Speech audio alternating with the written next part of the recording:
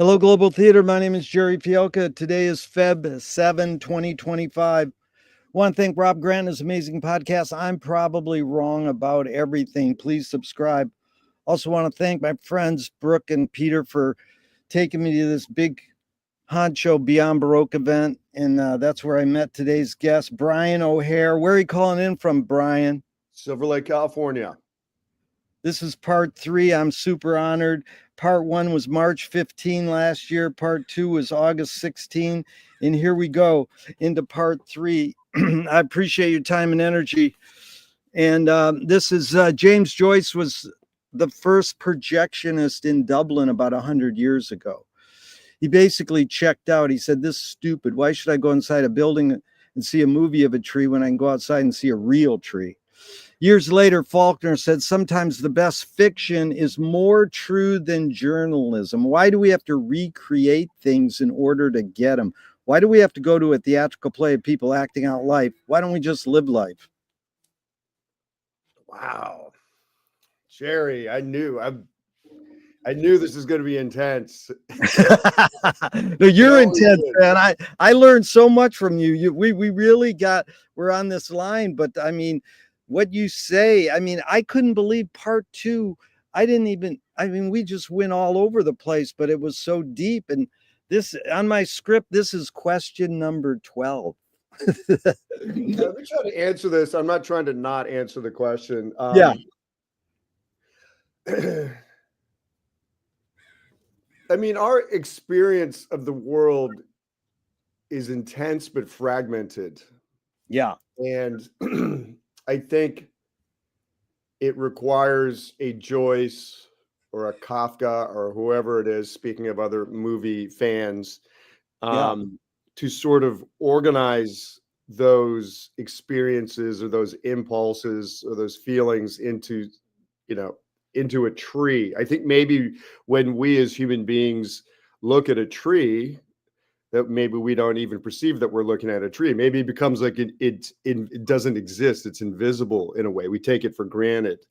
But I think, a Joyce or somebody is able to say, "Hey, this is a tree, and I'm going to shoot it from this angle, or I'm going to talk about this aspect of the tree that may be something, again, as we walk down the street, we just we don't perceive." And a Joyce or somebody brings our attention to salient aspects of that tree to make the tree more than a tree. And then I think that helps us, organize our own thoughts and go like, right, trees. There was this tree when I was growing up and, whatever. So that's my answer. No, that's good because I got to go back. There's this line that McLuhan says, "Everybody experiences far more than they understand, yet it is experience rather than understanding that influences behavior." So you brought up our experience is intense but fragmented. So the way I interpret this, and I'm going to tell you what I think McLuhan might have been hinting at, I could be wrong, and just your take on his idea is that if everybody experiences far more than they understand, it's experience that should shape us. No, understanding should shape us, but experience shapes us more. So it's like if the kid comes in from the cold and the parent goes, "Don't touch the stove, it will burn your hand," that's experience. If the parent goes, "This is called understanding, this is the dynamics of heat, get your hand close to the stove and rub them and you'll get your hands warm." Right. So do you think there is somewhat of a difference between, I know there is, and it's sort of wide open, but the difference between an experience and understanding and what should shape our behavior more if we have a choice? Right. Well, I don't think we have a choice.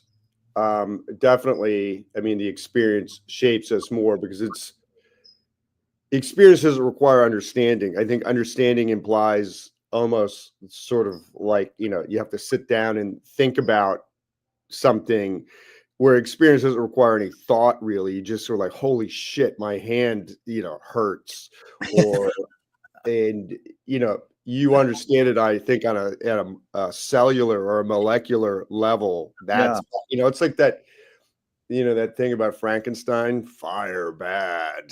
I mean, Frankenstein, who knows how, I mean, ultimately, yes, he did have come to some sort of understanding, some kind of humanity, but he understood at a very visceral, primal level that fire was bad. Yeah. Um, so we experience much, but understand little, I think.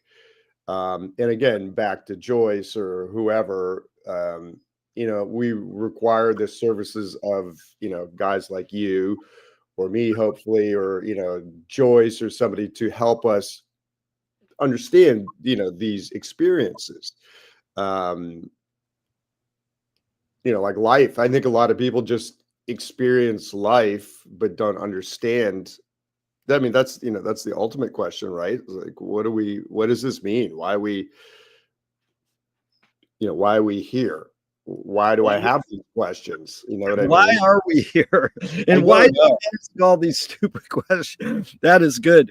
So, Ryan, walk us through. You've done it in part 1 and 2 a little, but walk us through where the tipping point to be a writer and the tipping point to be a filmmaker, where you say, that's my calling. Yeah.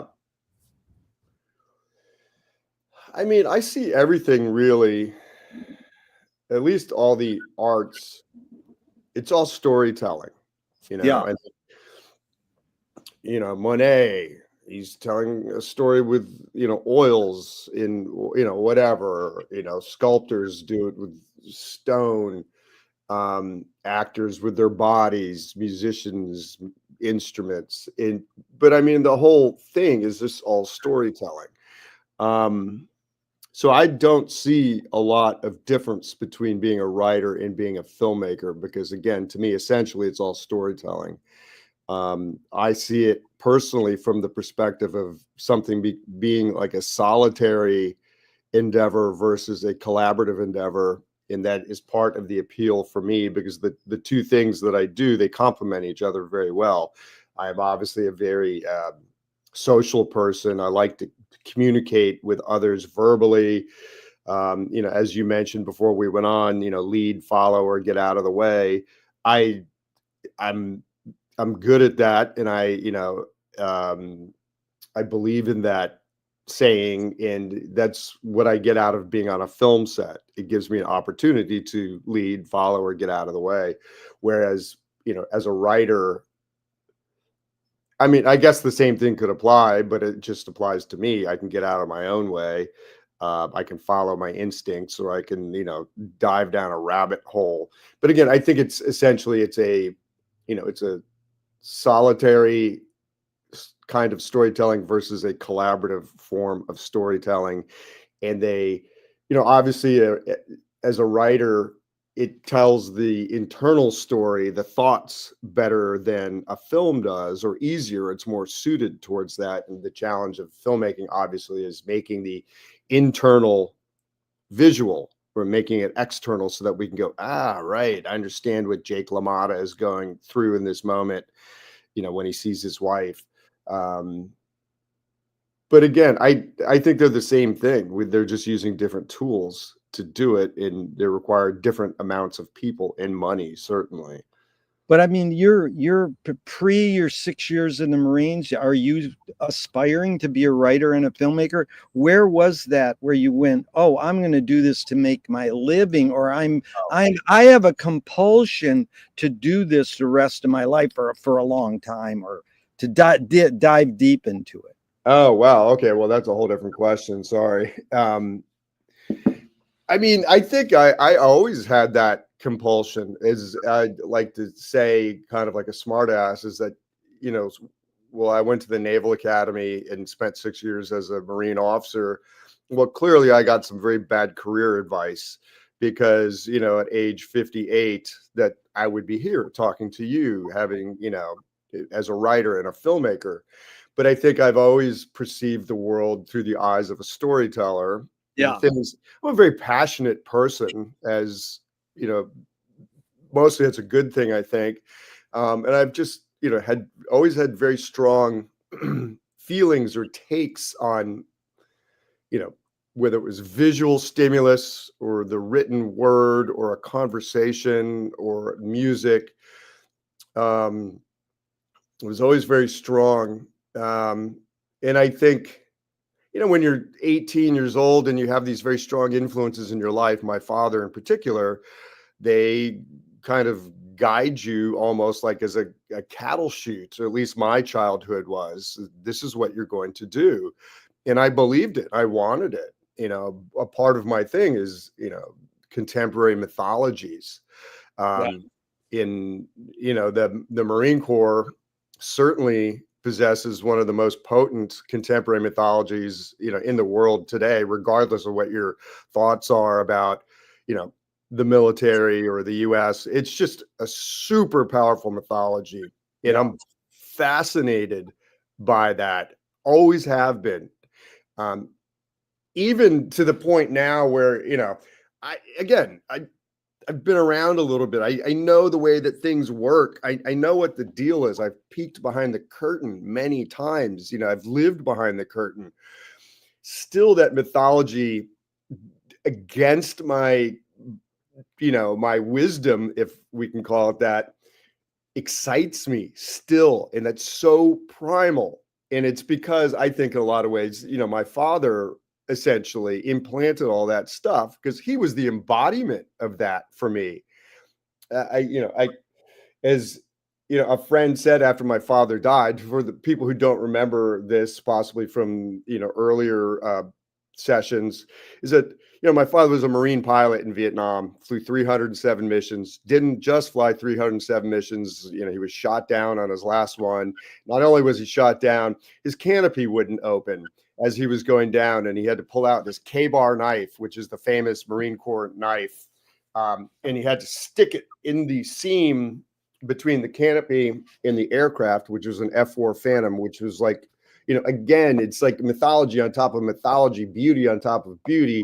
The F-4 Phantom was like a muscle car, like a 60s muscle car, with wings. It's this beautiful, looks like it came off a Detroit production line in the 60s. And the canopy wouldn't open. He had to pry the canopy off and broke his back as he ejected and got pulled out of the water of Da Nang Harbor by two sailors who I tracked down.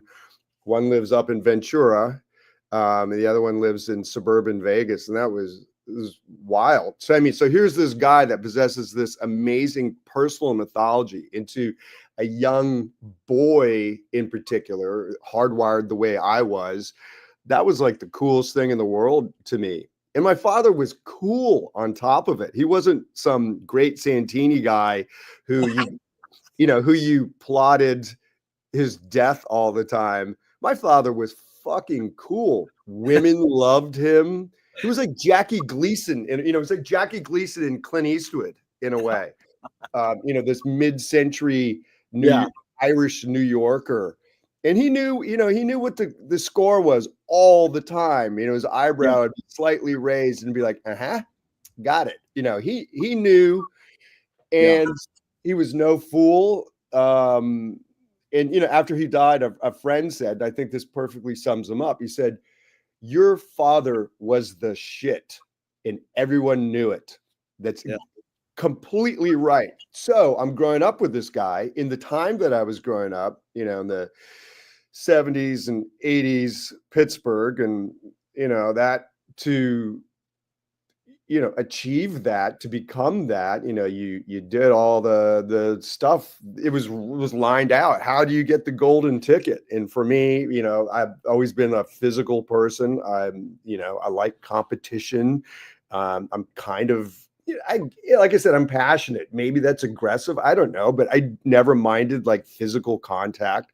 So growing up with this guy, well, then you play football. And in Western Pennsylvania in the 1980s, Hollywood was making movies about that stuff. It had this little zeitgeist, Tom Cruise in All the Right Moves.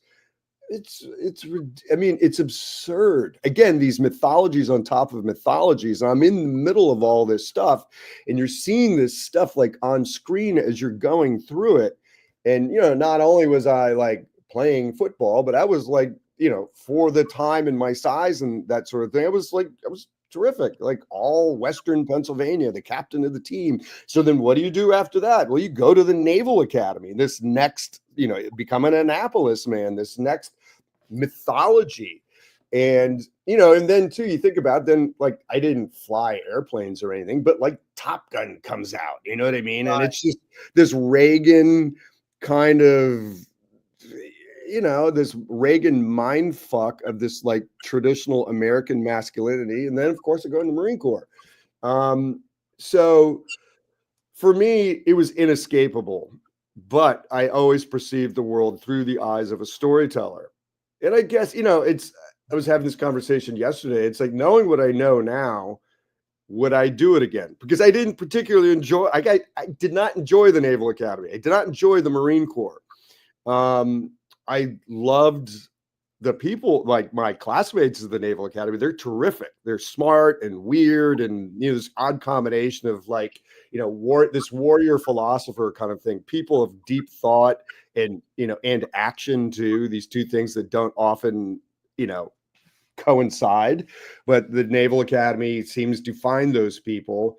Same thing with the Marine Corps. There's Marine, like, I hated being in the Marine Corps, but I loved my Marines. I still adore and love my Marines. They gave me, for lack of a better way of putting it, a lot of love, way more than I gave them, and I gave them a lot. And they transformed the way that I see and view the world.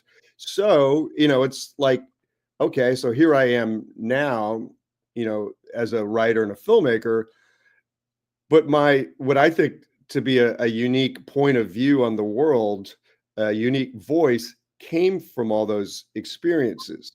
So it was the experiences of being that storyteller in those traditional American, you know, guises, as, you know, the son of this, you know, Marine pilot and football captain and, you know, Naval Academy graduate and Marine, and now father. It gave me kind of like a very, I think, very focused point of view and a very specific voice upon which to comment on, you know, this world, this country that we live in. So, I mean, would I do it again? Fuck, man, it'd kill me. But yes, I would probably. But Brian, at one point you're saying, "Oh, I'm going to put it on the storytelling motive, the storytelling flow is going to be put on paper." And Yeah. you go, "Okay, that's what I'm going to pursue." So post Marine, did you get in John Waters' film, and you did acting, and then you went, "Oh, I can do filmmaking"? Like, where's that where you go, "Oh, I can apply this storytelling mode into writing and into filmmaking"? Well, I mean, you know, again, great question. And actually, John Waters cast me. I was just entering the Marine Corps, so I was a cub Marine officer then. And as I think I've mentioned before, I went AWOL, as people would call it. It's not the real term, but, you know, I disappeared from the Marine Corps for a day to go shoot with John Waters at the Maryland House of Corrections outside of Baltimore as his guest, as he said. He was amazing. Yeah, I think I held to that for a long time. I was like, okay, this is, I mean, again, to my father's credit, you know, not to just like dump on this guy, which is easy to do in retrospect. And, you know, he's not here to rebut my dumping, because he's been dead now for 26 years from Agent Orange. You know, again, that's interesting to me too.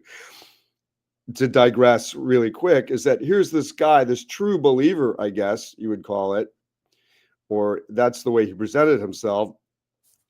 And he dies at age 56 in the most awful way that you could imagine, for somebody who was loyal and a true believer. And, Yeah. you know, the American taxpayer got a lot of value out of my father in his capacity as a Marine pilot. To have him die, you know, in a very painful and degrading way, you know, from cancer at age 56. I thought that was really interesting, knowing what he knew that he wanted me to have the same experience. Wow, that's, that sounds, I can't even conceive that. I don't want my son or my daughter to have that same experience, and they're not going to have that experience. But that was a conscious decision to be like, no, you guys, no, that's not good. And as too, as well, I'm not even going to say this, it's because it's illegal. But I think for a very long time, okay, so to my father's credit, I think being like the good Irishman that he was, I think again, it's a huge generalization in a mythology in its own way, but there is evidence to support it. I think, back to Joyce again, that I think as the Irish culture in general is a storytelling culture. And it is one of the world's great storytelling cultures. Despite their diminutive, population, their culture is very powerful. Even going back to, like the Book of Kells in that, around that era. So I do think that it does reside somewhere in the cultural DNA of, Irish blood. I mean, I like the way it sounds too, so I'll just agree with that. I do think that my father possessed that quality in him, and I think he was uncomfortable with it. He was, again, whether it was at a party or whatever it was, or I don't know, talking to somebody on the street, he was fascinating, and he understood the power of the, of the word, understood the power of the, the English language, and he understood it as a performance almost. And again, back to that sort of like Jackie Gleason kind of thing. I think Jackie Gleason is a great example of that. Somebody who is an Irish American who retained a sense of, there's a kind of a spark, I think, in that culture that is very appealing to a lot of people. It's the person who's good at the bar, with a whiskey in their hand, and there's a lightness to it, which I think is interesting because my father was a big guy, like Gleason too. I mean, I have this theory. There's big men, and then there's like fat fucks. I'm just saying that there's like, yeah, I know what you're saying. Like, and it's not a value judgment on either one. And I just use those very, I'm being cheeky, obviously, but it's a kind of shorthand. Like, Yeah. Gleason was obviously, he could have lost a few pounds. We'll say 100 pounds, but then maybe he wouldn't have been him. And I think it's very clear that, when you watch The Honeymooners or whatever, and you see Audrey Meadows, in her role as Alice, there's a real connection there. And I can only, and maybe this is my romanticism and my strange fantasies, but they dug each other, and they dug each other on a level that was beyond just, hey, I think you're a good artist and I enjoy playing with you on stage in front of these people. There's a real attraction there, I think. And I think, whatever, I'll just use the term, like, she looked at him like she was in love with him, that she desired him. And I think he the same way, because you take a look at Audrey Meadows in that, the kinescope sort of glow. She's, again, aided by the terrible technology of the time in the way it was reproduced. She looks ethereal to me. I think she's that red hair in the pale face with the red lipstick to make her show up. Like, she's really quite stunning, I think. Yeah. And she possesses a strength, as a person. She's quite stunning. So, but again, the reason why she looks at Gleason that way is because he's a big man. And it's the way he carries himself. A guy like another, performer that I adore and love, who's sadly no longer with us, is John Candy. John Candy is not that. John Candy is what I'm, cheekily calling the fat fuck. I mean, that was his career. He's this sort of schlub. Oh, I can't find anybody, whatever. Oh, I just spilled, bratwurst juice on me, and I smell like sauerkraut. but you know, that was his thing. And he was more the everyman, but they're kind of like physically the same way. It's just the way that they carried themselves. And my father, and it's a very long way of saying, my father was a big man. He was about 100 pounds overweight. And he used to work for the airlines after he got out of the Marine Corps.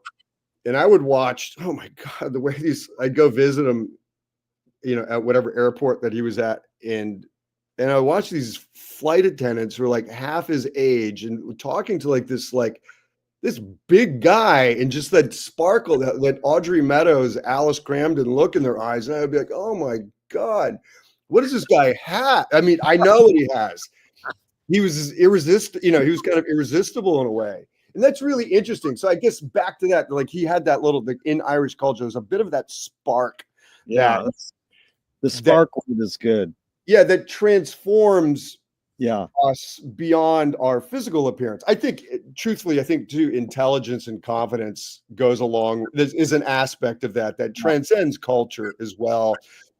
That makes, shall we say, you know, again, looking at something and just, you know, like this checklist of like Western beauty attributes. I think confidence goes a long way to transform people from being like forgettable, so to speak, you know, as into you know, the opposite sex or the, you know, whoever, into being something really interesting. And that's a spark. It's really well put, Brian, because it leads into more film icons. In this question is, a screenwriting teacher told me great art is when you can clearly see the intention of the maker. Stanley Kubrick says the opposite. Great art is when you can clearly not see the intention of the maker. And that's, you know, you bringing up the big man versus the fat fuck. It reminded me so much of Orson Welles in his great speech when he spoke at, you know, the American Cinematheque, and they're all like the great Orson Welles, but they've rejected him.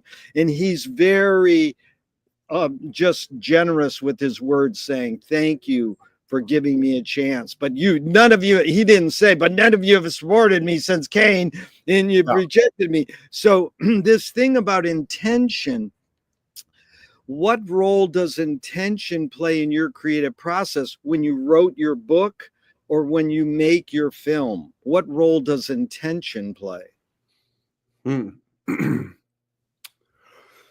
Well, real quick, to finish out that last thought, and I'll be very quick. My father took me to the movies a lot. So I'm going to credit him with that in the 70s. And we went to go see all the great stuff. I mean, at an inappropriately young age, whether it was, you know, Dog Day Afternoon at age 8 or 9, you know, all the way through Raging Bull and, you know, all that great stuff. And it made a huge impression on me. So here's this guy that, you know, again, was trying to make sure I got the golden ticket, go to the Naval Academy, Marine Corps, become rich.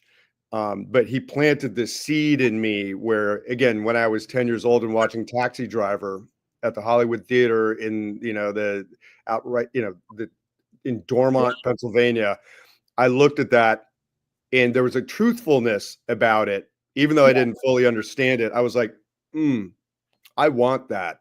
I think a friend said something too about like very young kids, almost pre-verbal kids, you know, as they imitate speech and they learn how to speak, certain words have more impact. And like curse words, the word fuck, the way that we say it or something, if you were pre-verbal, there's something that registers in a truthfulness registers in your head about, oh, that's for real. I can feel it.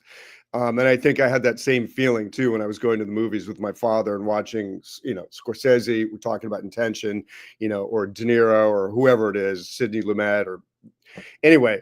So, what role does intention play? I mean, again, I think it goes back to the tree in a way. I think that I'll say myself, you know, I look at that tree, or I have, you know, you have that experience, maybe possibly perceived in the moment as a negative experience. And I think it registers almost as like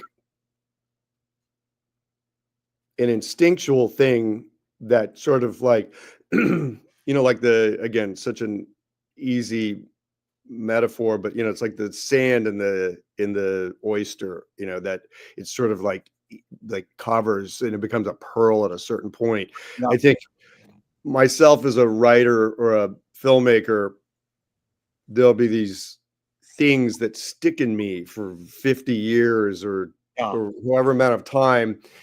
And so I think then the intention kind of reveals itself like intuitively at first. Why Yeah. am I continually drawn to this, you know, this great uncle of mine, Uncle Eddie, who was a Seabee during World War II, who was you know, a classic Bowery drunk, you know, in the 50s, 60s, and 70s. You know, Uncle Eddie was always a great guy, but I didn't really know him. But I mean, he's a great example. I think about him all the time. He's been dead for 35 years. And I think I'm gonna, you know, write about I'll write his story. Fictionalized, of course, but I think then the intention comes from these things again, like Uncle Eddie, the bulldozer driver in the Pacific during World War II. And then, you know, you chew on it, like the oyster chews on that grain of sand, I think then the intention, maybe even through the process of writing it, again, back to like, well, why do we need to represent a tree in a book or something like that? You know, the writing or the storytelling part of it is part of the process. And then at a certain point, hopefully, I think, is that the intention is like, oh, right, this is about guilt or regret or something. And to support Kubrick's view, I think it's our job then to bury that, because I think it becomes like, you know, it becomes lecturing then. If it's like, so this is about guilt or this is about, you know, whatever it is. And it's like, oh God, shut the fuck up. It becomes a sermon. And you see you know, unless it's intentional, I think seeing you know, the fingerprints of the creator is bad. You know, again, it's like they say, it's like if you go to a movie and say, oh wow, the editing was really amazing. It's Yeah, like, no, dude, you nailed it, Brian. That's Louis Buñuel said, if you come out of a film and go, wow, the cinematography was great, that means the filmmaker failed. Now we know he didn't fail in the bit, whatever, but we know what you meant is you got distracted and the story didn't come through. exactly.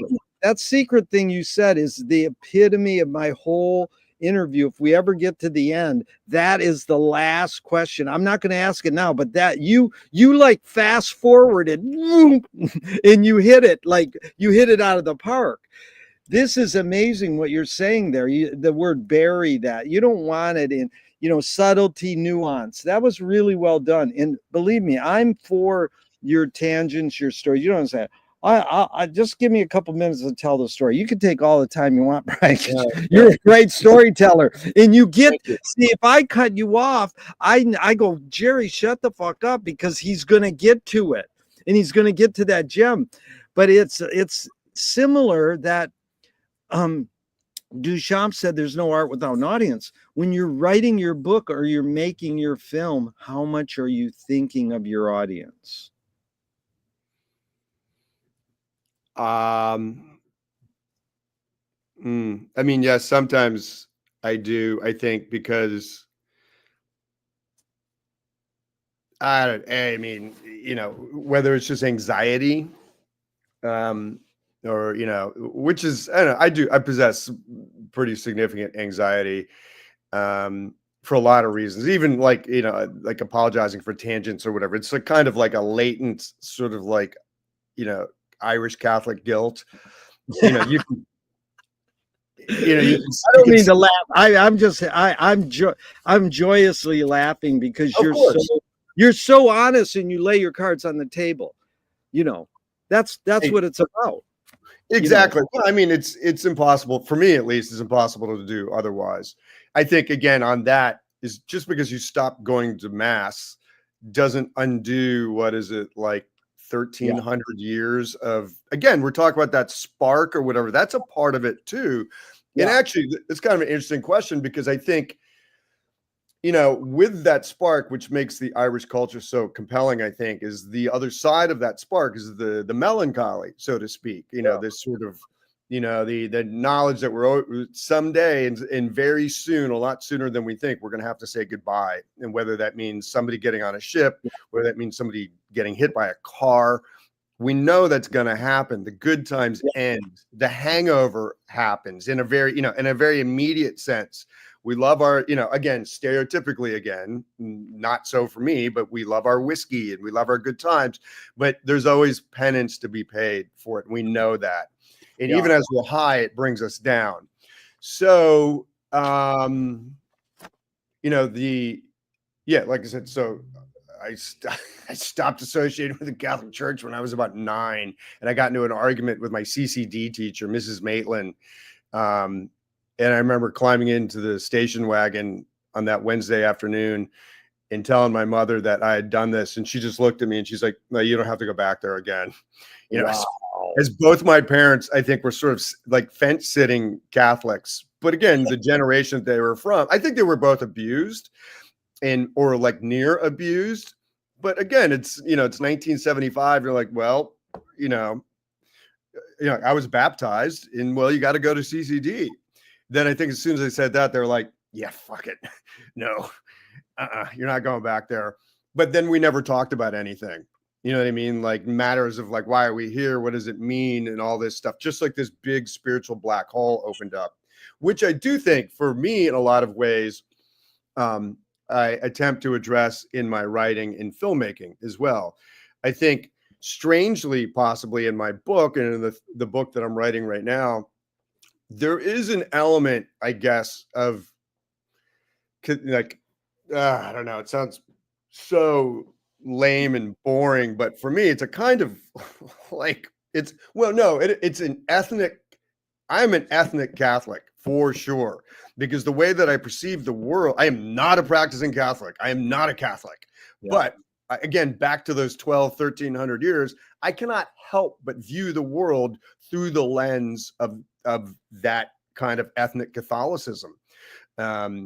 Again, the experiences that I had, again, those experiences that I had with who I had guiding me through those experiences, you know, my definitely Irish Catholic father, my Polish Catholic mother, you know, from Chicago and in Yonkers, New York, in Pittsburgh, you know, intensely Catholic city.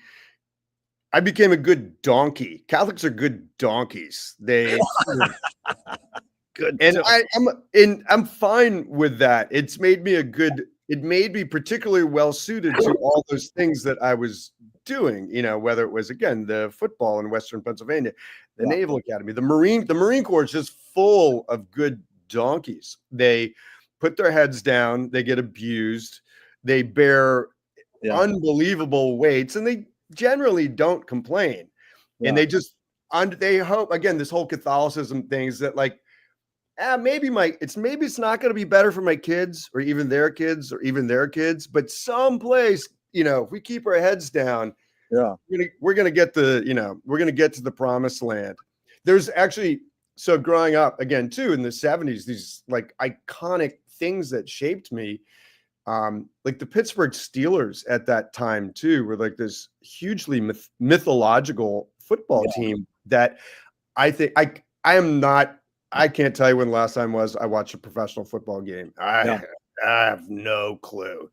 It's boring, I think. And it combines all this sort of like really, to me, unsettling and disturbing, you know, aspects of, you know, jingoism and, you know, corporate America. It's this really unholy, you know, trinity of this capitalist, you know, rapacious capitalist society.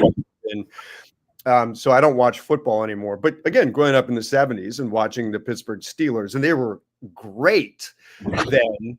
And they really, I think, reflected the personality and the spirit in a way of that city at that time, which is kind of unique, I think. You know, these guys, again,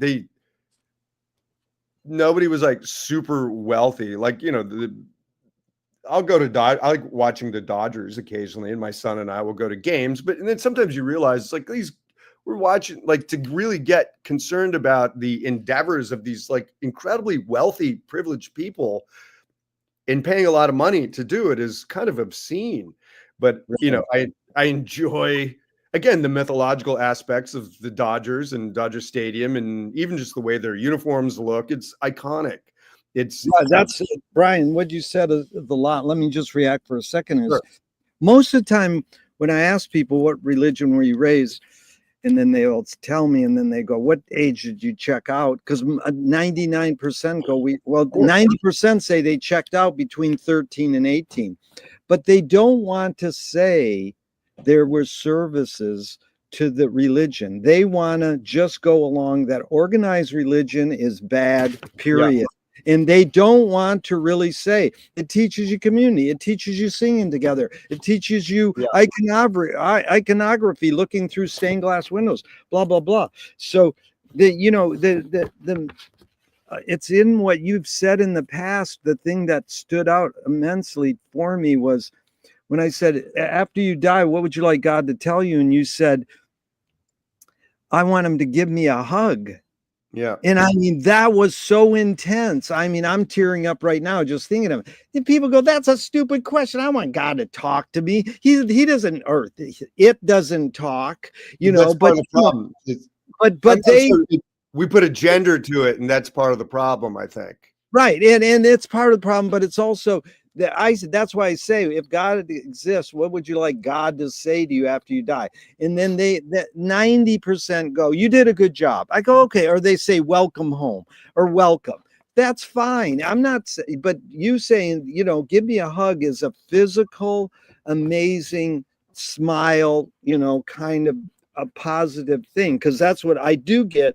You were saying anxiety. The question was about how much do you think of your audience? And then you went into, well, I do think of my audience and maybe there's some anxiety. There was one other thing I wanted to mention was you used the word romanticizing. Frank Zappa said, I write this music for myself. Other people like it. That's great. Now I think he's over romanticizing the process, because he was raised in a capitalistic society and he knew if I hit these notes and sing these lyrics, kids will buy my records, then I can go make more music. And so that's I want, you want to think. A lot of artists go, I don't think of my audience. Well, how can you not think of them? You have to, because you're creating something and you're going to go, oh, I'm going to be like Charles Ives and go create music and I make all my living being an insurance salesman, then I can do whatever I want with my art. No, you can't erase that. It's still like, oh, maybe they'll like my music someday and give me $5 for it. You can't, like Samuel Johnson said, nobody but a blockhead writes for anything but money. And the Joyceans don't want to hear that. True blue artists don't want to hear that. They don't want to go, oh, you mean I got to make, so that was that whole thing. And the one other thing you touched on was Andre Melrose said, what is the purpose of art is to transfer destiny into awareness. And you were saying, like, well, we know we're going to die. So, why do we make this stuff? So now your two tools kind of are the movie camera, the motion picture camera, whether it's video or film, and the pen or the keyboard. So McLuhan would say everything we invent extends some humanness, like knife and fork extends our teeth. The shutter in a camera extends our eyelid. And even non-tangible, say religion or philosophy, might extend consciousness. What is your two tools you use? What does the writing utensil extend? What humanness? And what does the movie camera extend? What humanness does it extend? Okay. Well, again, just coming off of that last thing, I think I had some thoughts while you were talking. Again, as far as like writing with an audience in mind, I think, again, like I said, so much of my experience in life, even these things that I perceived in the moment to be negative experiences, not enjoyable experiences, were transformational. And I know that is a really overused word, but it's true. I with the audience in mind, I would like to hopefully extend or, aid in their transformation as well in seeing the tree for being the wondrous thing that it is and not just a blank part of the landscape. Um, so I think, how do I think of my audience? I think it definitely impacts the kind of writing and the kind of filmmaking that I'm attracted to, which I think becomes a kind of teacher as well. Joyce is a teacher. James Baldwin is a teacher. Vasily Grossman is a teacher, even though they're long gone. They teach us how to write. So again, my people are like, oh, how do you become a writer? What advice do you have? And it's real easy. It's like you read, you write, and you don't quit. That's the thing. And whether people respond to it or not, or whether you have talent, quote talent or whatever, that's a whole different story. But that's how you write. And that's the same thing with being a filmmaker. You watch films, you make films, and you don't quit. So I would say that the kind of storytelling, whether it be written or cinematic or musical, or any kind of storytelling, poetry, is a kind of writing that is like accessible. I think, for me, again, this is important that the writing be deceptively accessible, kind of stripped down in a way that's not self-important. Again, I'm an ethnic Catholic from Pittsburgh, and I'm a shot and a beer guy. I'm quite literally a shot of bourbon and a beer guy. That is my drink. I am the product of my environment, and but fuck, that's just me. I don't give a fuck. So I think I despise pretension in art, and I don't have an MFA.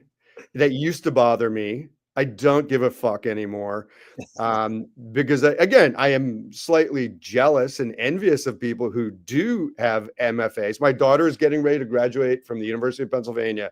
She is a graphic artist. Wow, I'm kind of jealous about all the things that are open to her.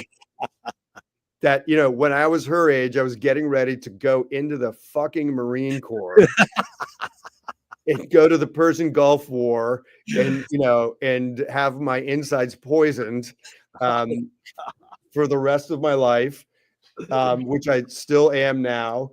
And she gets this wondrous whatever. Hello, I'm doing a Zoom right now. So I'm kind of envious of that. So what is my point here? My wife just walked in, threw me off. Well, we went back to what's the beauty, Brian, is I asked you the new question and then you go, wait a minute, let me answer the other one you just asked before. Is the audience. The audience, how much are you writing with the audience in mind? Okay, so yes, the kind of writing that I'm like, okay, so weirdly, I have this right here in front of me, Naked Lunch. The first, I don't know, I've only read it once. It was a long time ago, over 20 years ago that I read it. It was fucking incomprehensible to me. Whatever, you know what I mean? It was interesting, but fucking incomprehensible. There was like one or two lines in it that made sense to me. And strangely, or maybe not strangely, it involved a Marine in his and sneering over his flamethrower, incinerating a giant centipede. And I was like, I get that. You know what? Hold on for a second. Let me show you.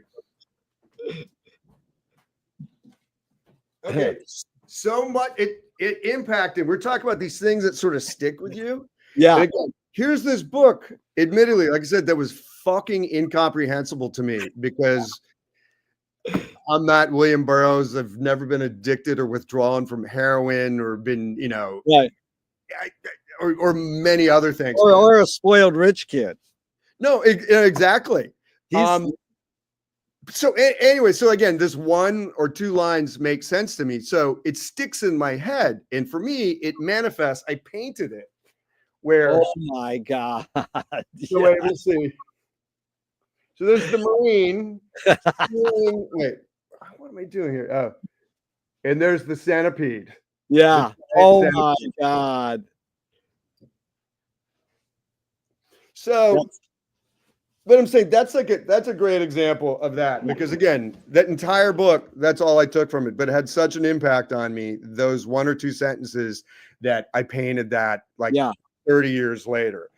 So, but again, the value and the whole read, write, and don't ever quit thing is that, like, even reading something that you consider to be incomprehensible is valuable, because I know that if my writing starts to sound like Burroughs and Naked Lunch or Kerouac post, I don't know, post On the Road, it's like, dude, like, punctuation is important, editing is important. We've all smoked pot before and been stoned before and had revelations about, the color orange or a tree, and that's great in that moment, but I don't fucking care. Um, Again, that's just me. Um, so I know that, like, I don't want to write like that, and if my writing sort of sounds like masturbating, that's bad, and I need to simplify it. And so in what was it, November, I read at the 29 Palms Book Festival, which is pretty terrific, I got to say, Well, out in yeah. the desert. Yeah. And because it's interesting because it's right outside this huge Marine Corps base. Wow. And I'd been to 29 Palms before it was like 29. It's like amazing now. You know what I mean? There's like good food, there's cool places, there's interesting people. The people who started, there's a fucking book festival there now. You know what I mean? And outside the book festival is a fucking farmer's market. It's terrific. And the book festival was started by two Parisians who are fucking cool, who live out who live out there. That was not happening in 1991. It was a great place to get your ass kicked and maybe like it dumped in the desert by, some 17-year-old drunk Marines. Those guys are still there, but they have like better outlets now. Anyway, there was Marines at the book festival. And so as I'm signing and selling the books at the festival, like a guy and his wife come up and they start talking, and he's a machine gunner. He's a current machine gunner in the Marine Corps. And he bought the book. I love the idea as far as thinking about the audience in mind, that I'm writing for that machine gunner. And Yes. that, I am possibly helping aid his transformation, whatever that means, in understanding the beauty of that tree that he exists in, the beauty of those people that the thing that I found beautiful about that experience, the people, my fellow Marines, that maybe he's going to see that too. And when he gets out and he goes out into the world and he's 60 years old, he will hopefully see the more of the commonality of all of us. Maybe he does or doesn't. I don't know. But I'm saying I love that. And I love the fact, again, was it Isaac Singer said something, and it's on my computer somewhere, but it's basically, the quote is, I would rather have one reader in Harlem than 100 scholars at Columbia. Wow. And Good. I think it was Singer. And I was like, fuck yes, that's me. Yeah. I would rather, again, that one reader, as he put it, in Harlem is my machine gunner. I would rather have one machine gunner than all the, MFA people in the world. Do I crave the acceptance and acknowledgement of those people? Yeah, fuck yeah, I do. You know what I mean? Do I want to win a National Book Award? Fuck yes, I do. But having a machine gunner buy my book and read it and say, it made me think, that's fucking huge. Yeah. So do I write? Yes, I write with that machine gunner in mind, but he's got to come up again. He has to change the way he thinks. I'm not going to write down. And not saying that a machine gunner is down, not at all, because I was essentially that machine gunner. It's like he just has to maybe like see things he's in it already, and it's like he or she understands certain things intuitively, I think, about the experience of, again, we're back to talk about living in a community, a very diverse community, Yeah.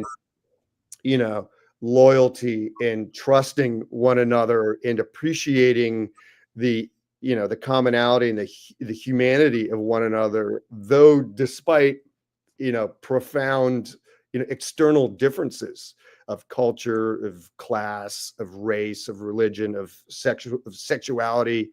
So I think in that respect, my experience, which I'm trying to convey as well, is like Marine Corps does a fucking great job of that. Maybe not an intentional job. Maybe on some level it is, because they need to create this like cohesive fighting force.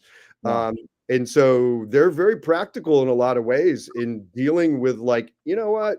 It's cool if you're like, again, let's repeal don't ask, don't tell. Let's integrate the services. Truman, they were just like, this isn't helping us anymore. You know what I mean? So let's get rid of it. I don't get, like, they may have been like, I don't like black people. I don't think they should sit at my table or whatever. But in this, like, it's like capitalism driving, as the military is like this, like, acquisitive arm of capitalism, going out and seizing markets and raw materials.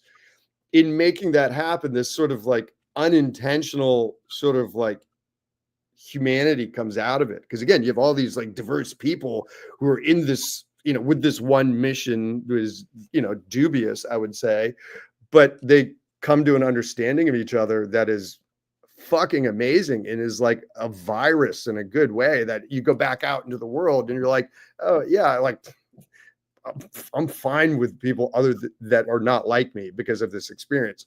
So yes, I do write with that machine gunner in mind. And I Well, can't that, ever.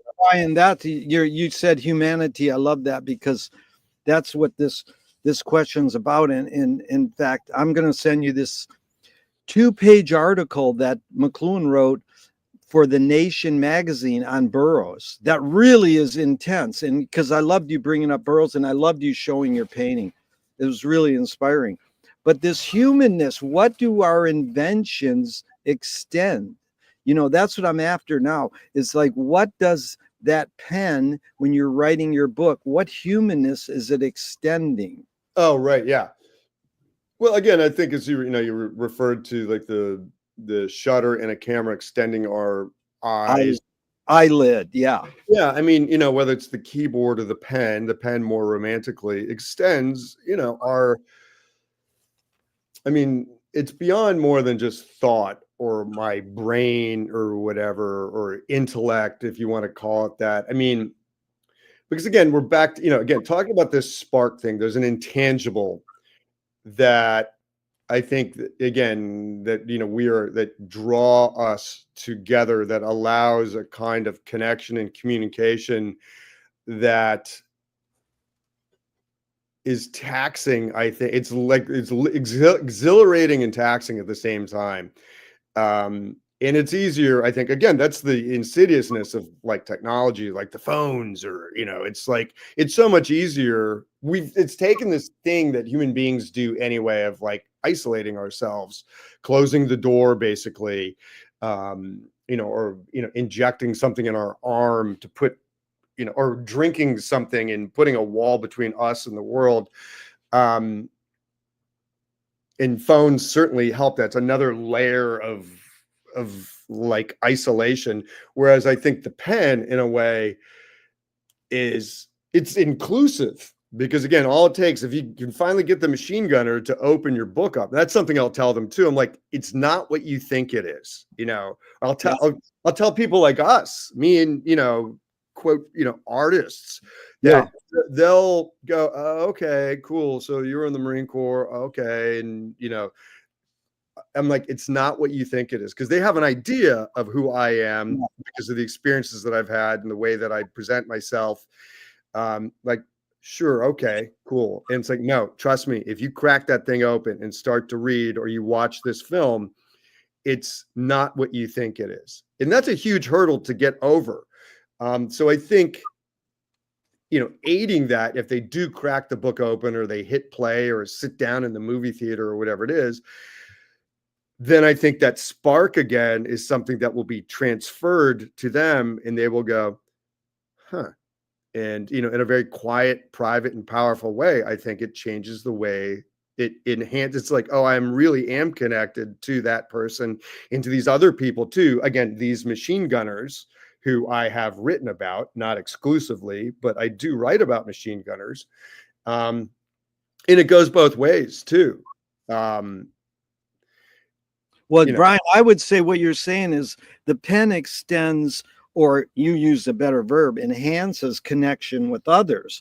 But in the movie camera category, Jean Rouch says, if I put a camera between me and you, it's more real than if there's no camera. And McLuhan said that technology is the most human thing. Like, why do we put it? So, I mean, is there a difference with your tool usage in the pen extending or enhancing connection in the movie camera? What is the movie camera in extending as a creative force, that tool? What humanness is the movie camera extending?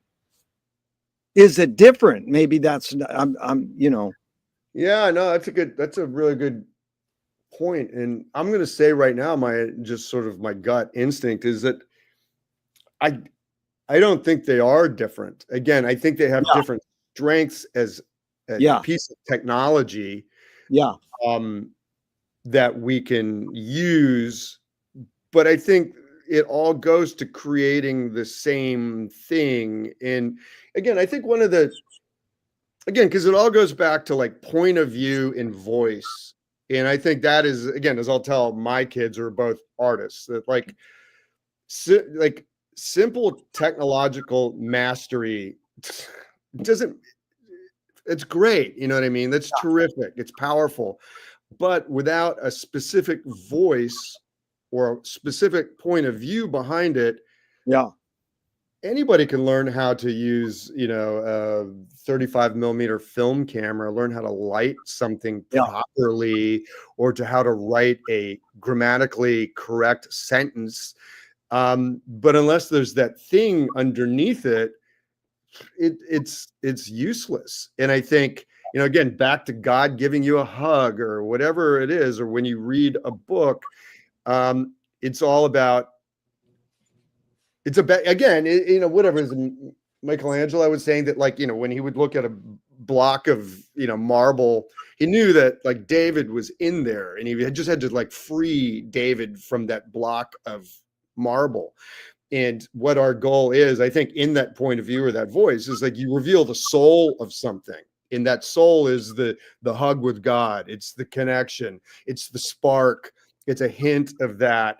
And so, I mean, like, again, and I think the hardest thing to do as an artist is to have a real strong point of view. I mean, again, Scorsese is a really obvious example, but you see a film, like immediately you're like, I know who made that film. I don't even have to see it because his point of view is so strong, and his voice is so strong.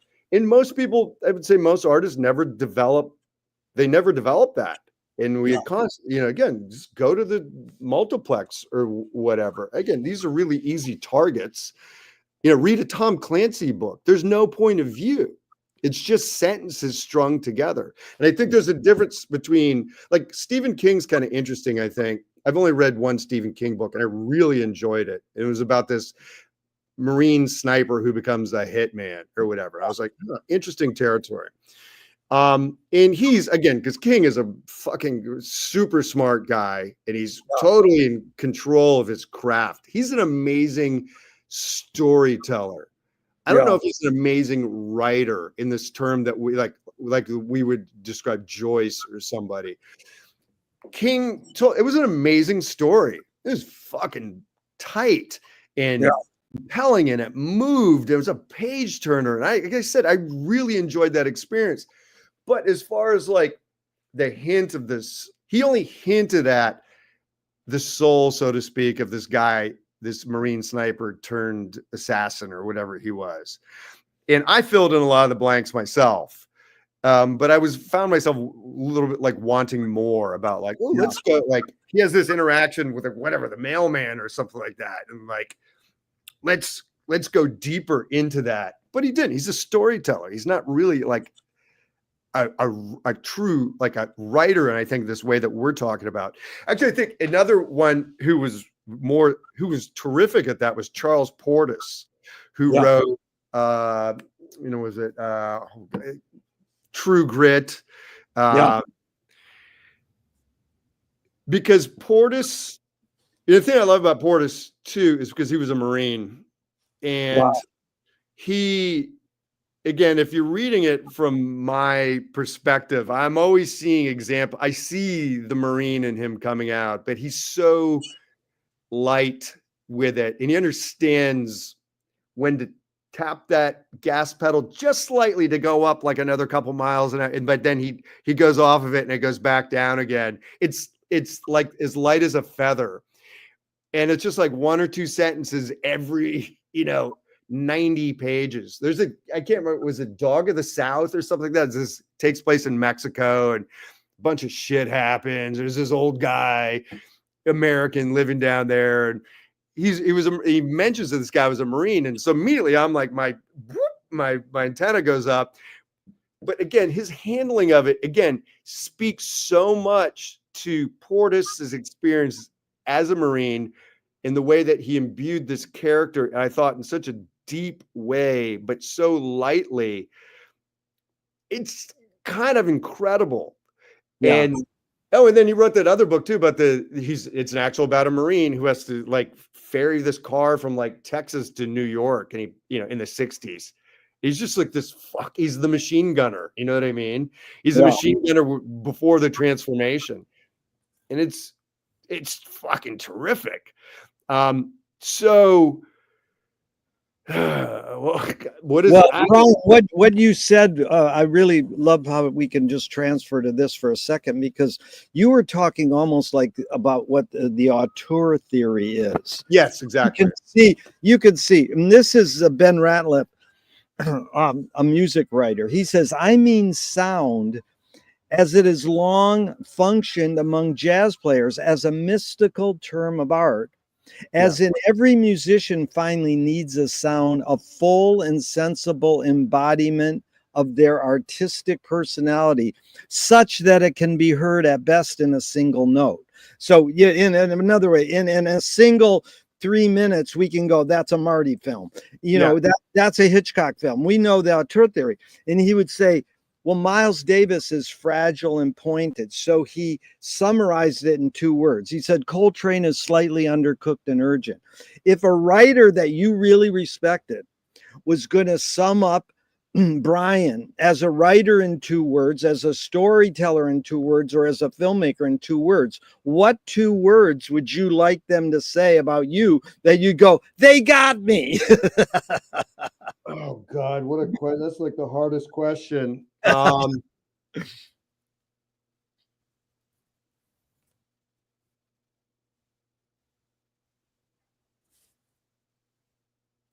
mean, definitely truthful has to be one of them. Good. What's the other one?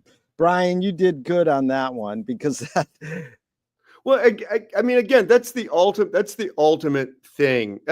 So even all these years, when I was an actor, in part of me, even when I was an actor, just beating my head against the wall, doing the 1,000 Doritos commercial auditions, on a Friday afternoon, and you drove across LA for this 1 in 100 chance of getting it, and you almost never did.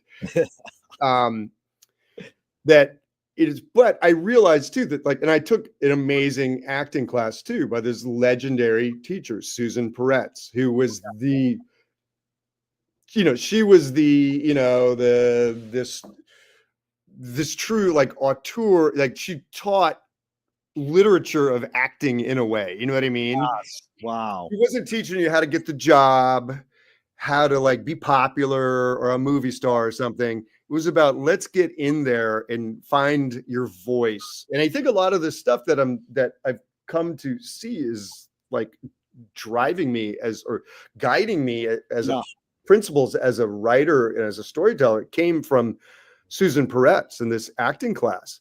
And she would say stuff that I think about all the time. She's, again, unfortunately been dead for 20 years now. She was amazing. She was in Dog Day Afternoon too. She was Sonny's wife. And here's an amazing thing. Again, we're talking about like the impact of people and the impact of artists, even in these like tiny roles. Again, I remember my father took me and my family to see Dog Day Afternoon at the Village Theater in the parking lot of the South Hills Village Mall in like February 1975. It was fucking dark and freezing and slushy and shitty in suburban Pittsburgh. And we went to go see this movie. And my father, the New Yorker, comes out of the movie, and it wasn't Al Pacino. It wasn't John Cazale or any of those other amazing actors in it. And even too, the guy who played the manager of the bank. Oh no, he played the NYPD detective.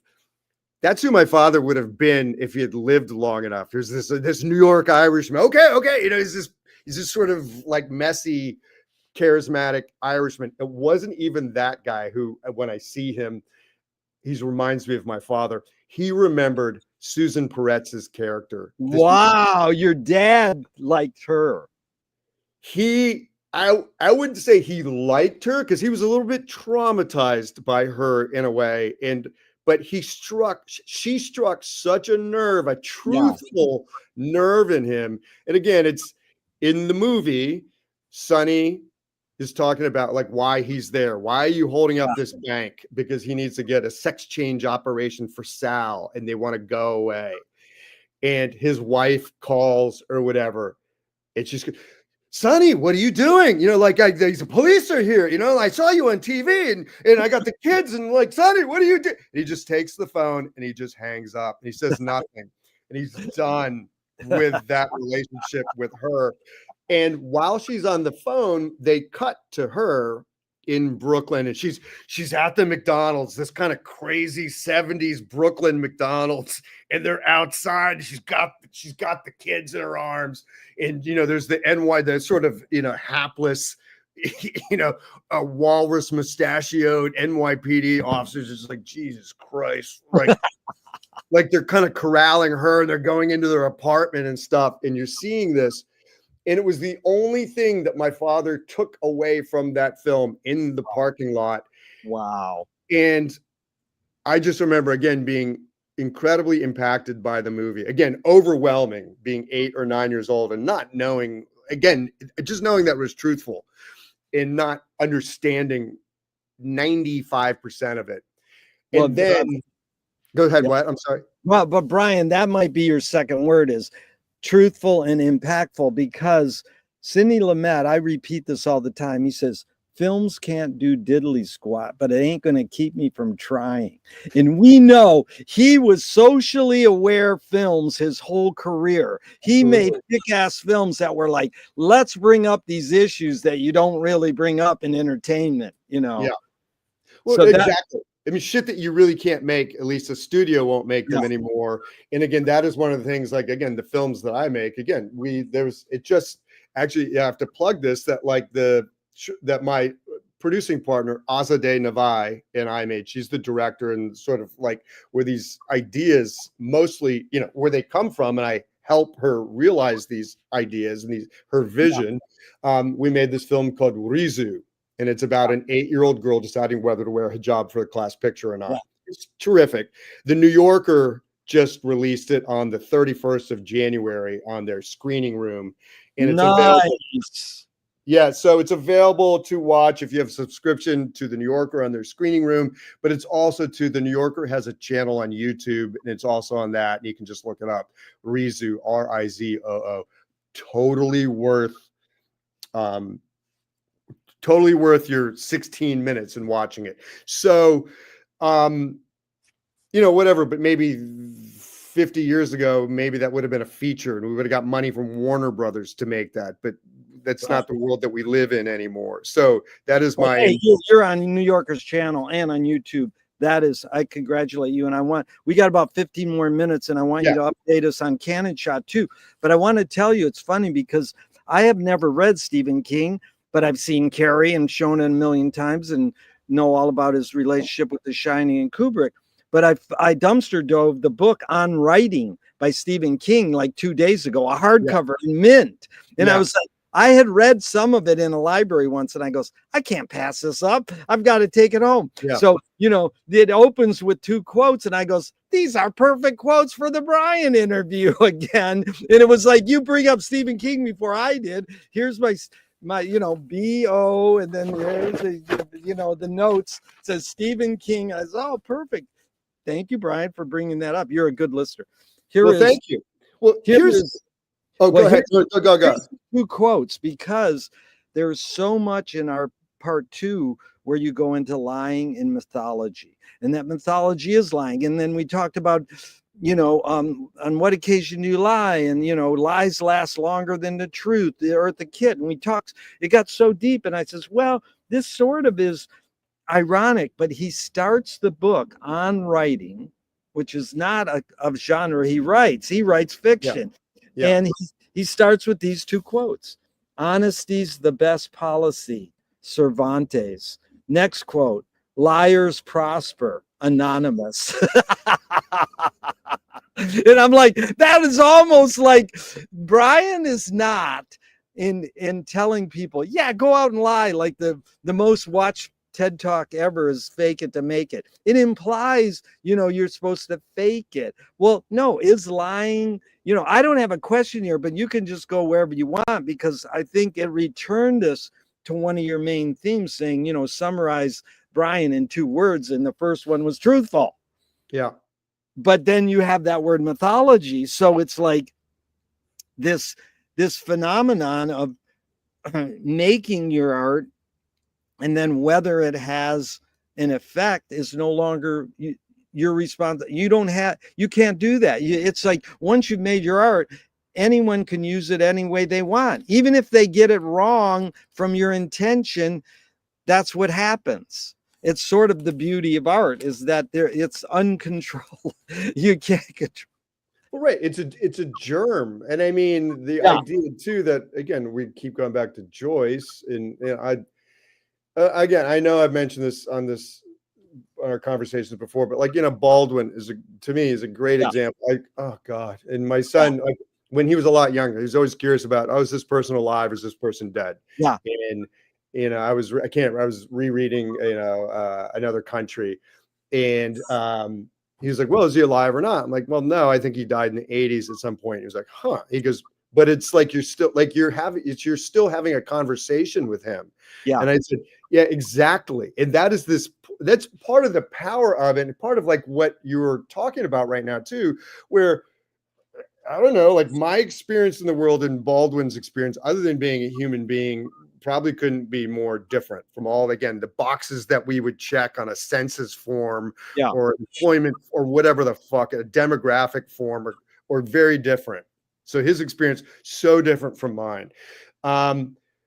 Yet through this conversation, as my son put it, he didn't intend, or maybe he did. He probably did, because he's again, they've started religions around less than James Baldwin. That he so impacted the way that I see the world, and are processing my own, explanation of my experience in my world. But he wasn't in control of that. Here's, this guy, 40 years later or whatever, that he's still impacting.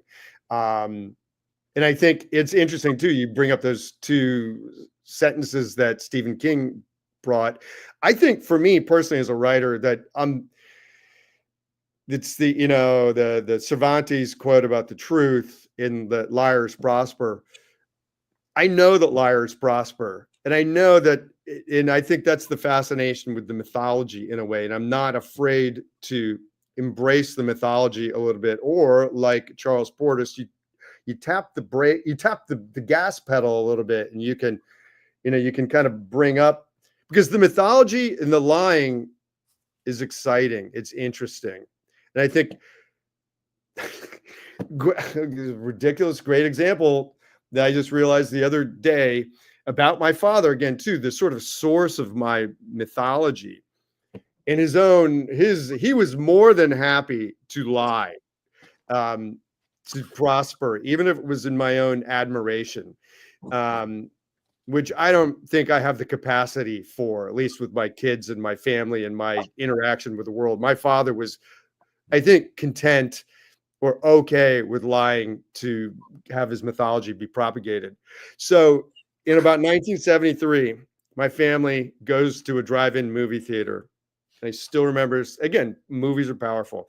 And there was two films. It was The Lords of Flatbush, um, which I recently saw at the New Beverly with my daughter. It fucking sucked. It was awful, sloppy, shitty, aimless wankery. Like they had a camera and they're like, "Yeah, we look fucking great," or whatever. Like, let's make something up here. There were moments in it. They created a tone, I think, that was appealing.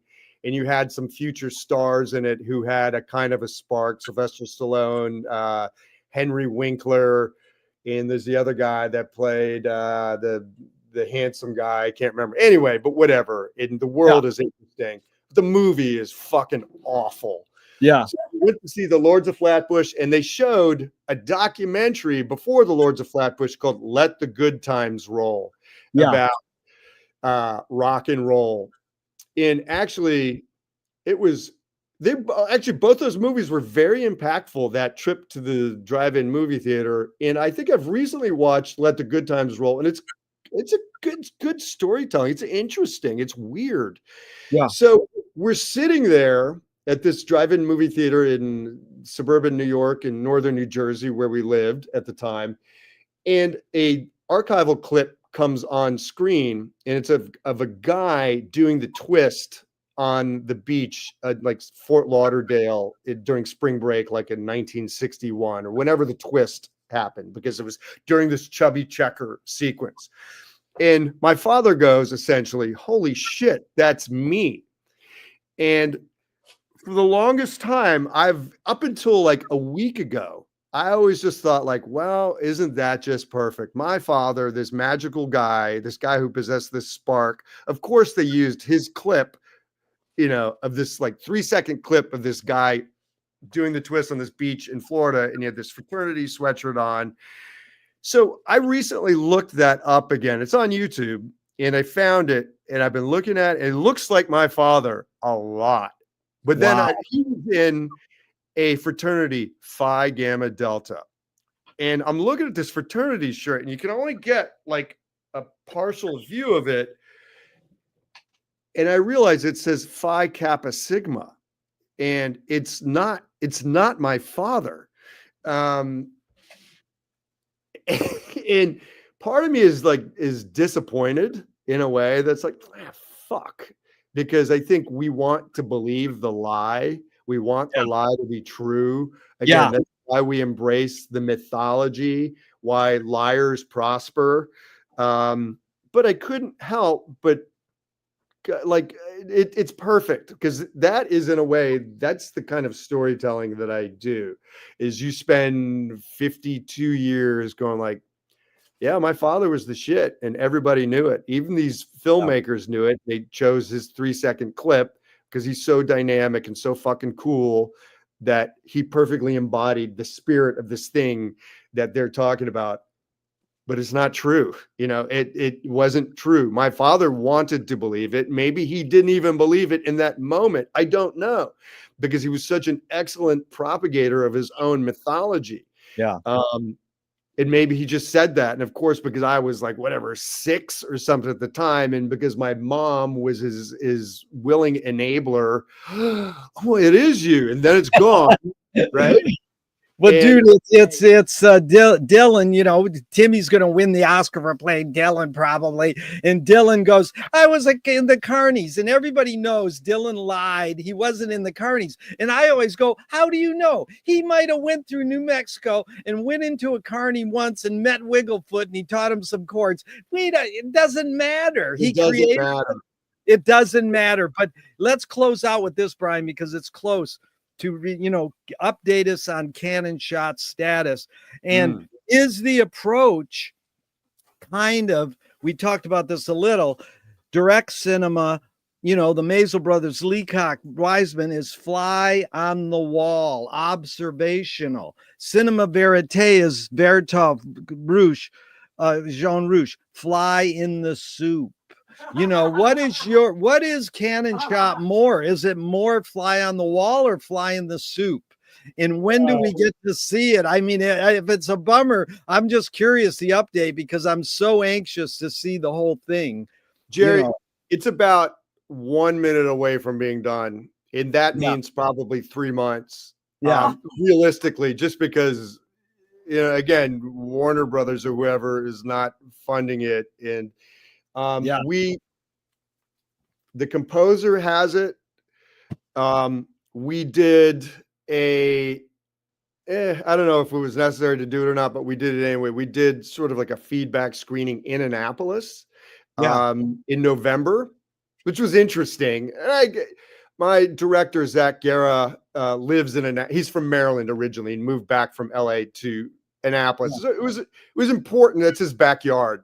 And the idea that we screened it at the Naval Academy Alumni House, and again, from the practical perspective of just sort of like getting people fucking fired up, and they need to be, and again, part of craving that institutional approval that, me not having an MFA, me feeling perpetually undervalued and disdained by my alma mater, the United States Naval Academy, and St. John's College, the other school in the story. Both of those schools were just like, fuck you, go away. And while you're making it, you mean while you're making it? Absolutely. But at the test screening, were there people from both sides, St. John's, and you had some from both sides? Yeah. How many people were there about? I'm going to say 15, 20 people. And it was the first time that we'd shown anything to anybody outside of the converted. Yeah. And I mean, it was terrific. People had, again, as I've alluded to many times about the Naval Academy people, despite stereotypes or whatever, they're really fucking smart, interesting people. They're weirdos. So we know that the St. John's people are fucking smart. And they're fucking weirdos too. Normal people don't go to either one of those schools. And so you get all those really smart, interesting, weird people in a room to talk about their interesting, smart, weird, unforgiving schools and seen through the lens of this croquet match. It's going to be interesting. The Naval Academy Alumni Association, they're just excited because it's like, fuck yeah, here's these like LA guys. They made this fucking film that's really fun and cool about us. And, we can like, it's great. So, again, success as many parents type thing. Like in the moment when we were making it, they were like, go away. We hate you. You're a pain in the ass. And now it's all great, but that's fine. So hopefully we're going to do a screening, not a premiere, but a screening at the croquet match in April. It's April 5th, I believe, which is the first Saturday in April. Officially sponsored by the two schools, because again, back to this connectivity thing, this film, here's again, like quoting Lumet, like, it may only be in the moment and it may not do diddly squat or doodly squat, however you put it, but in that moment, it's a very powerful connector between these two, again, on the surface, seemingly very different groups of people and how they have so much commonality and that they really should be like one. We're going to hopefully do it like either before the match, the night before, or after the match. Hopefully before, because people will be drunk and tired after. And it's going to create this like synergy, I think, between these two institutions that should be in each other's back pockets, because we could, like, with those, again, the kind of power, the brain power that exists between those two schools and the sort of intention that these two schools have and their ability to move forward towards solutions. boldly. I mean, we could save the world. I don't think it's even like that's We not need even. we need the world to be saved. That's the Russian writer said, beauty saves the world. But Brian, what's your take? So that's going to be kind of like another test screening. I know, absolutely. Yeah. I mean, but at that point, it's gonna be done. And Yeah, again, the thing that we have to do right now, which I'm really avoiding because it sucks and it's uncool and unfun and draining, is like, hello, ABC TV. Like, I yeah, would like to use, and they're going to be like, okay, fuck off. It's going to be $5,000 for those 3 seconds. And I'll go, could you please see? I'm going to have to beg them, and they're going to yeah, go, we don't give a fuck. And then I'm going to have to try to find a free alternative yeah, to the stuff. So by the yeah, time April rolls around, that's all going to be done. I'm not changing shit. yeah. Um, But can't and you just show it at Sundance next year, and then the producer, the distributor pays all that, pays for all that in a perfect world? Yeah, yes. And I think even in a perfect world, though, that you do need, there are festival rights because, of yeah. course, capitalism has subdivided everything. Oh, now And you have to have festival rights? yes. Oh my Um, God, no. and I can't, I mean, literally, I mean, there's probably, I don't know, $4,000 in the production bank account right now. Yeah, There's going to be a lot of, we have some amazing animation. We have these people who are involved in this thing are fucking yeah, amazing. Everybody who just wants to do cool shit. And yeah, so this is cool shit. Nobody's going to make any money off of this. But again, our composer is a Grammy nominated composer. He's a fucking, oh my God.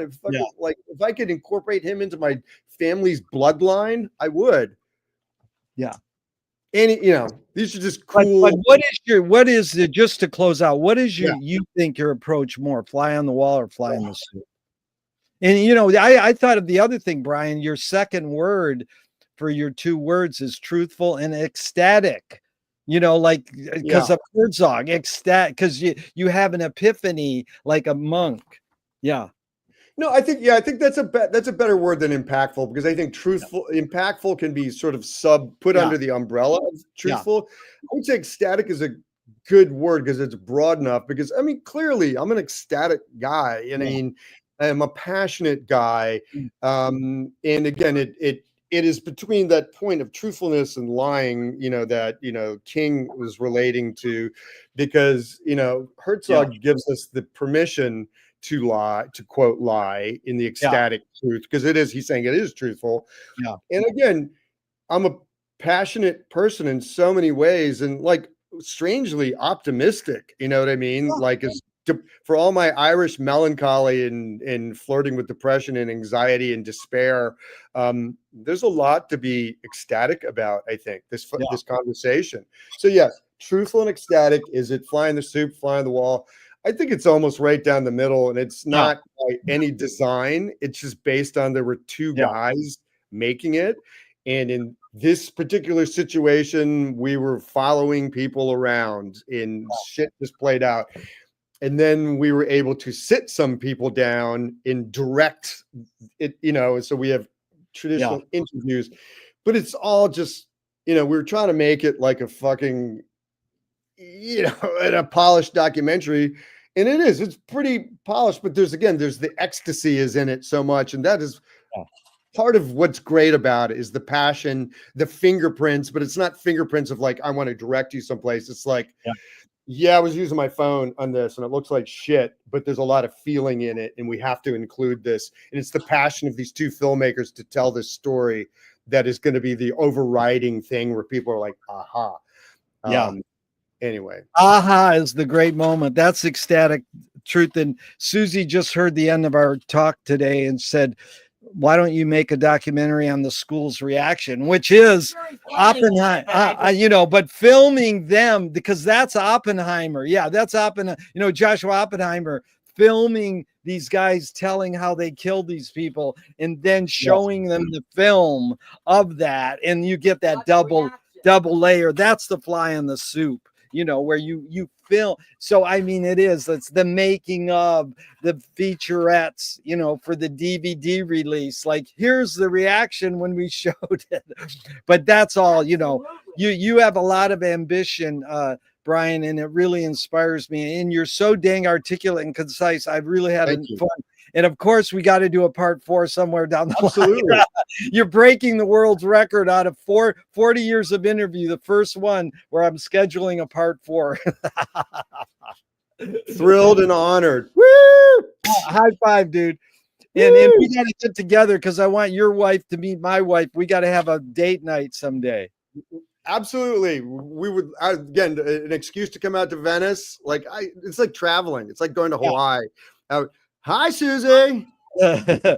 and we'll do it soon. I'll send you some. Actually, I have some I have a documentary that I'm showing for the Venice Film Festival in a month, and maybe you could come to that. But I'll send you some things.